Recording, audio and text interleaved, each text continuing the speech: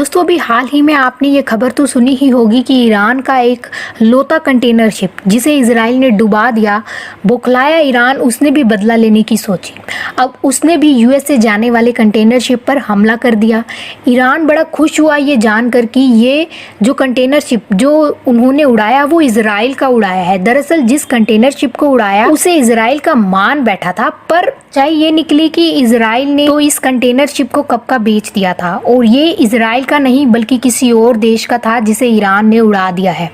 यहाँ भी ईरान को ही हार मिली। पर अभी हाल ही में आपने सुना होगा कि ईरान एकमात्र न्यूक्लियर पावर प्लांट अचानक से बंद हो गया और अचानक से बंद होने के कारण हालात कुछ ऐसे हो गए कि ईरान के अंदर पूरा ब्लैकआउट हो गया। मतलब कि नो इलेक्ट्रिसिटी, और बिजली जाने से ना सिर्फ फैक्ट्रीज ऑफिस का काम रुका बल्कि आम लोगों को भी बहुत परेशानी उठानी पड़ी।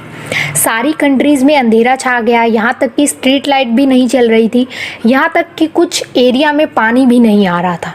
मेट्रोज भी पूरी तरीके से बंद हो गई थी और यहाँ तक कि इंटरनेट सेवाएं भी ठप हो गई थी और परेशानी से लोग सड़क पर उतर आए थे।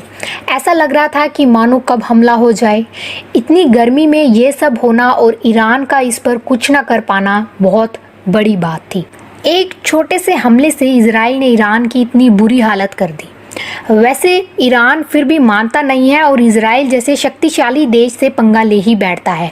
अब ब्लैकआउट से जो आम जनता अपने नेताओं के खिलाफ खड़ी हुई, इस सिचुएशन को संभालने के लिए ईरान के जो उपराष्ट्रपति हैं उनको सामने आना ही पड़ा और उन्होंने कहा कि देश की सबसे गंभीर समस्या थी जो हमने इतनी गर्मी में बिजली काटी और ये ब्लैकआउट हुआ जिसकी वजह से हमारे काम ठप हो गए। और उन्होंने ये माना कि पिछले एक हफ्ते सभी लोगों को बहुत तकलीफ हुई। इन समस्याओं और दर्द का सामना करने वाले सारे जनता से मैं हाथ जोड़कर माफ़ी मांगता हूँ।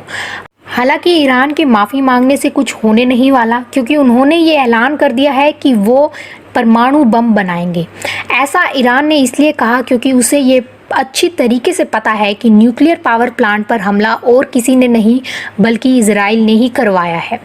लेकिन ईरान चाहे कुछ भी कर ले, लेकिन इजराइल से कभी जीत नहीं पाएगा, क्योंकि वो ईरान से हमेशा 2 कदम आगे ही चलता है।